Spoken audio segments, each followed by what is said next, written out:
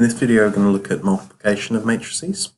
So there are two forms of matrix multiplication. The first one we're going to look at is called scalar multiplication. In maths, a scalar is any real number, any real individual number. So for example, 9 is a scalar, 3 is a scalar. Those of you who are doing physics will know that we've got scalars and vectors. And in physics, well, we will talk about distance as being a scalar and displacement as being a vector, because displacement also has a direction associated with it. Another example is speed and velocity. Velocity has, for example, 50 kilometers per hour north, whereas the speed is just 50 kilometers an hour. For the sake of matrices, a scalar is just a single number, which is an important distinction to make, because when we're looking at matrices, we've actually got these tables of multiple different values. So when we're multiplying by a scalar, it means multiplying by a single number. All right, so scroll down. Here's an example of scalar multiplication. So matrix A is a 2 by 2 matrix. That's the order with these 4 elements. We're looking for 3A. So that's quite literally just 3 times this matrix. 5, 1, negative 3, and 0. So that's A. This is 3 times A. Just simple as normal multiplication. So 3A is, we'll draw it as a matrix. 3 multiplied by this value, this element. Over on the right hand side, it's 3 multiplied by that element, 3 multiplied by negative 3, and 3 multiplied by 0. So 3A is equal to 15, 3, negative 9, and 0. Okay, so dead simple scalar multiplication. Here's an example. A gymnasium has the enrollments in the course shown in this matrix just here. So we're looking at men and women as the rows and the different enrollments in the courses in the columns. The manager wishes to double the enrollments for each course. So double significant, show this in a matrix. So the new matrix will be men and women. That's our rows still. Going to abbreviate here: bodybuilders, aerobics, fitness.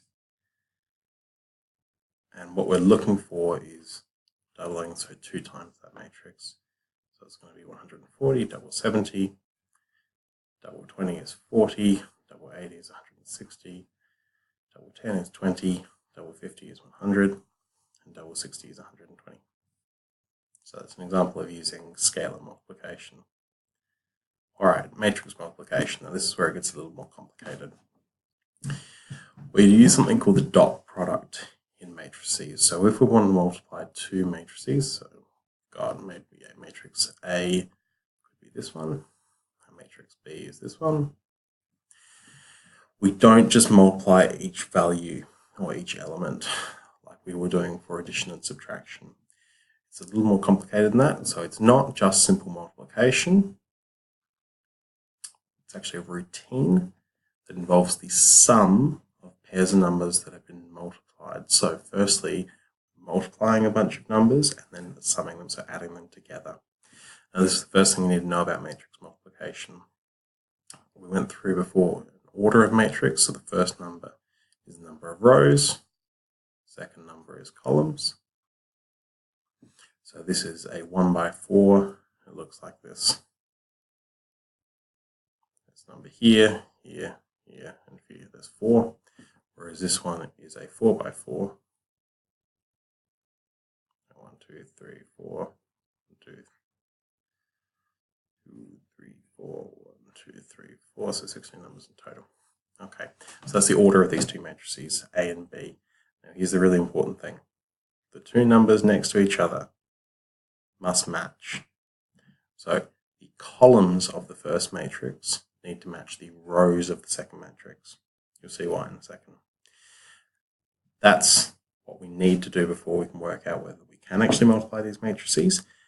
Now the other two numbers, so the rows of the first matrix and the column of the second matrix, tell us what the resulting matrix will be. So this one will be a 1 by 4 will be the resulting matrix. Okay, so here's an example. Number of CDs and DVDs sold by Ben and Nathan are recorded in matrix N. The selling price of the CDs and DVDs are shown in matrix P. So this is selling price, P for price, and the number sold. So this is Ben just here has sold 7 CDs and 4 DVDs. Nathan sold 5 CDs, 6 DVDs. You can see that this column here is linked to this row here, because this is the cost of CDs and this is the number of CDs sold. Likewise, this column here is linked to this row in the second matrix. We want to make a matrix S that shows the value of the sales made by each person. So we want to make a matrix. Excuse me, I've just got a cat on the table. This is Jasmine. If you haven't met her before, she's very annoying. So we need to make excuse me, I've distracted myself now, a matrix that shows the value of the sales. Okay, so the first thing we need to do, working out the matrix N, excuse me, mess that up a little bit. So N is a 2 by 2 and P is 2 by 1. So remember, we need to make sure that these two values match, which they do. These two values here tell us the order of the resulting matrix. So the resulting matrix will be a 2 by 1, 2 rows and 1 column. Okay. So matrix N is 7, 4, 5, 6, matrix P 20 and 30. So when we're doing matrix multiplication, we need to take these two values, 7 and 20, and they multiply together to form the first element of the new matrix. The right hand, or the second of the first row, and the second of the first column multiply together to make this second one, the second element of the first row. Okay, now similar sort of thing. The second row of this column is also multiplied by these. Now this makes sense if we have a look up here. Even though we're looking at CDs and DVDs, so first row here, this links to this number. So the number of CDs links to the cost of CDs, and the number of DVDs links to the cost of DVDs. The second row still is the same thing. The number of CDs links to the cost of CDs. The number of DVDs links to the cost of DVDs. So it does make sense if you think about it in context. Now the second lot, 5 and 6. So 5 multiplied by 20, 5 times 20. So again, remember, this is the cost of CDs that that person has sold. So 5 lots of 20. And they've also sold 6 lots of 30 DVDs. So our resulting matrix will be, so I forget what we called it, the resulting matrix was S.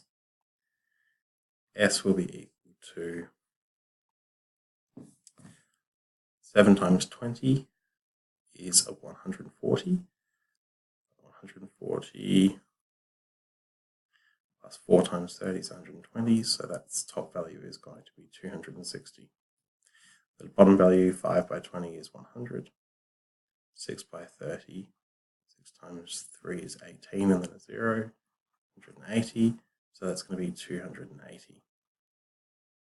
So that shows us, if I just remind myself, the top was Ben, the second was Nathan, so Ben's sales made 260, and Nathan's sales were $280. Okay, so that's an example we're looking at. Again, just reminder, this was 2 different people selling CDs and DVDs, and this was the cost. And the resulting matrix is the total amount of money that one person has earned and the total the other person has earned. Just look at that one. Okay, so quick example, I'm not going to do all of these. For the following matrices, A, B, C, and D, Decide whether the matrix multiplication in each question is defined, so it's possible. If matrix multiplication is defined, give the order of the resulting matrix. Okay, so AB, so that is a 3 by 2 matrix multiplied by a 2 by 1 matrix. Use the dot product. So these two values match, 2 and 2, so yes, it's possible. The order of the matrix will be the last two, 3 by 1, 3 rows, 1 column. BA, B is a 2 by 1, and A is a 3 by 2. Okay, not possible. C is a 1 by 3 matrix, and D is a 3 by 1 matrix. So yes, that's possible. Now this one would make a 1 by 1 matrix afterwards. I'll just do the first one as an example. So just rub these out.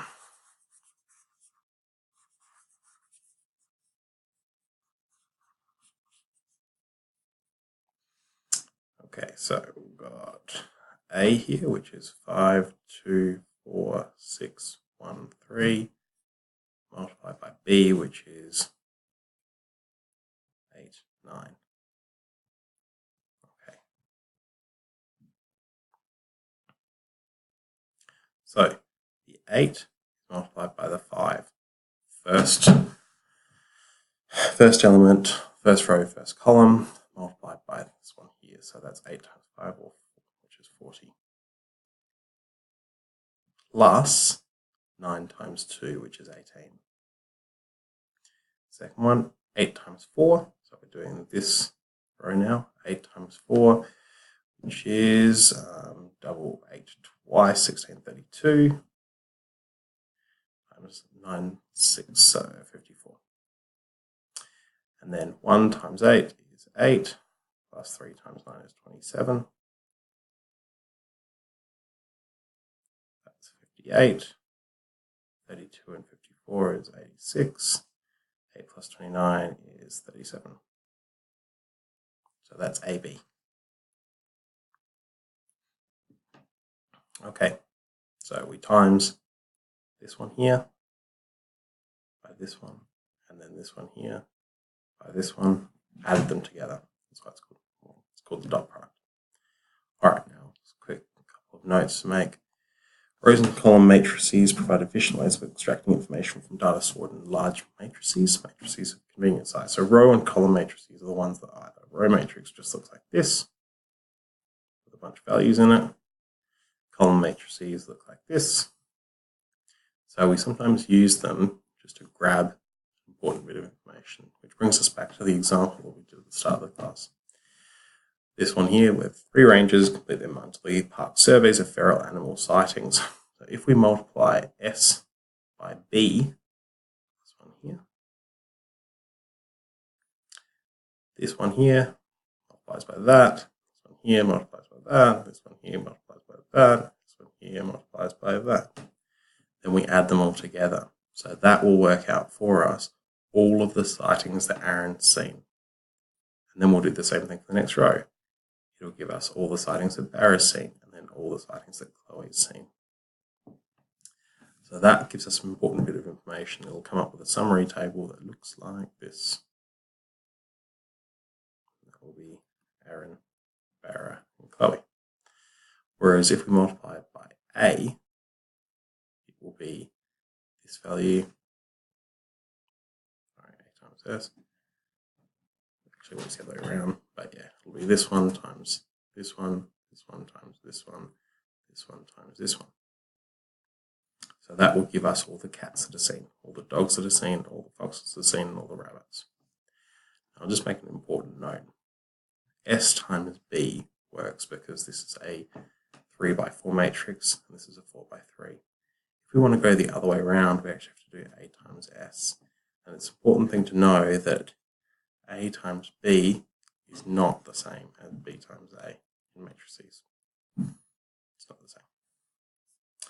Okay, do some practice questions.